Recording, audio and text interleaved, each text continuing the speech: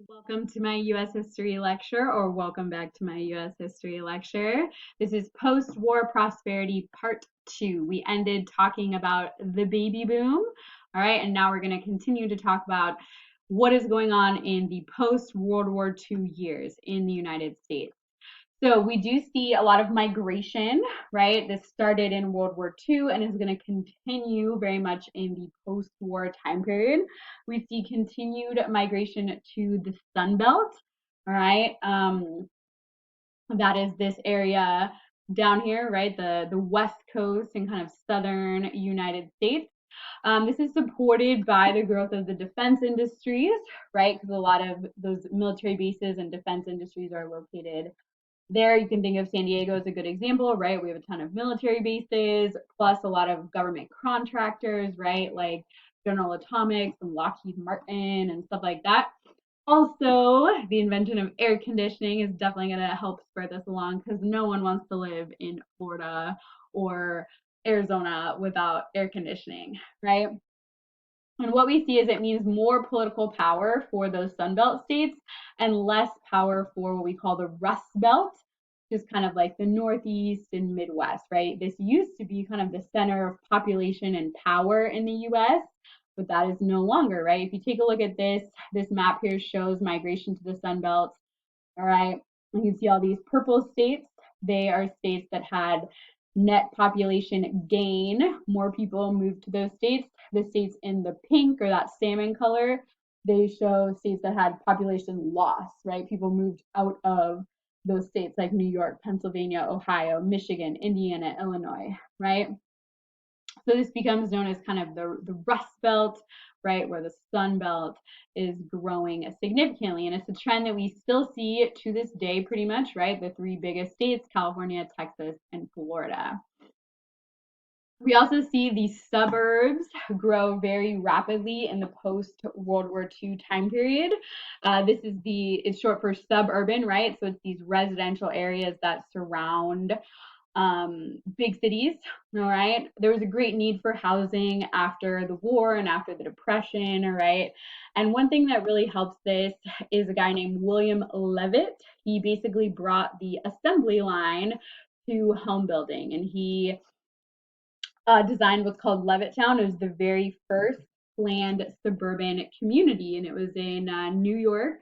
But basically, his model was replicated all over the country, right? And it's where you have these preset designs, right? Like maybe 4 or 5 to a neighborhood, and you're able to construct everything very, very quickly. And so it brings down the cost. It's the same idea as how Ford brought the assembly line to automaking, right, which brought down the price of a car. Same idea for houses, right? So these pre-planned suburban communities or tract housing or cookie cutter housing, as we sometimes call it, was built all over the country, nowhere more so than here in Southern California. We are known for suburban sprawl. Escondido and all of San Diego is pretty much a perfect example of that. All right. One thing I do want to point out though is the role of segregation and discrimination here. What we see is suburban development is really going to worsen existing segregation in housing. All right. We've already seen this, and this growth of the suburbs is really going to exacerbate this issue. These government home loan programs, like the GI Bill, often excluded minorities. Builders and real estate companies often discriminated against, like in Levittown, Black people were not allowed to buy a home in that very first Levittown. All right. And this leads to something we call white flight. It's this trend of white people leaving the cities for the suburbs. All right. And you can take a look. This data here is from St. Louis in the 1960s. And you can see how the white population increased here in the kind of the outskirts of town and decreased in the center of town, and how the Black population increases here in the center of town throughout this decade. So it's a very clear demonstration of this idea of white people leaving the city center, moving to the suburb, which leaves the city center mostly populated by minorities, especially African Americans. All right. So it leaves the inner cities poor and mostly populated by minorities. And it really contributes to this wealth gap between white people and Black people. And that's really clearly demonstrated here in this map. This data here is from 2000, and it shows the effects of white flight in Detroit. So on this map here on the left, you can see this shows the percentage of Black population, right? So you can see most Black people in Detroit are concentrated right here in the city center, whereas on the outskirts and the suburbs, it's less populated. There are less Black people, right? It's more white people, all right? Over here on the right side, it shows income, right? Lighter colors show lower income, darker green shows a higher income. You can see that, right? Poor people live here in the center, more affluent, rich people live here in the suburbs, right? So you can see that very clearly here. Poor Black people live in the city center, rich white people live in the suburbs, all right? Going along with this, we also see the auto industry is going to grow very rapidly after World War II. The suburbs play a huge role in this, right? Because now you need to commute. You can't walk to work or take public transportation. You have to commute. And so we see this huge growth in the US auto industry. The automakers, Ford, GM, become some of the biggest companies in the world. And it really further cements cars as a really central part of American culture. All right. And now there's the need too to maybe not just have one car, but maybe two cars, right? Because dad needs a car for driving to work, mom needs a car to, haul around the kids and whatnot, right? So it very much becomes part of our culture. And then we also see, drive-in restaurants, drive-in movies, all become a really central part of America, right? It also creates the need for better roads and highways. All right. So in 1956, Congress passed the Defense and Highway Act, which provided billions of dollars in federal funding to build thousands of miles of highways and freeways. And it basically created our modern interstate system, right?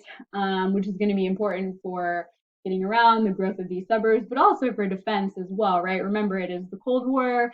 We might need to transport goods or people quickly. We might need to evacuate in case of nuclear threats, right? So keep that in mind. So again, California, of course, very famous for our freeway system.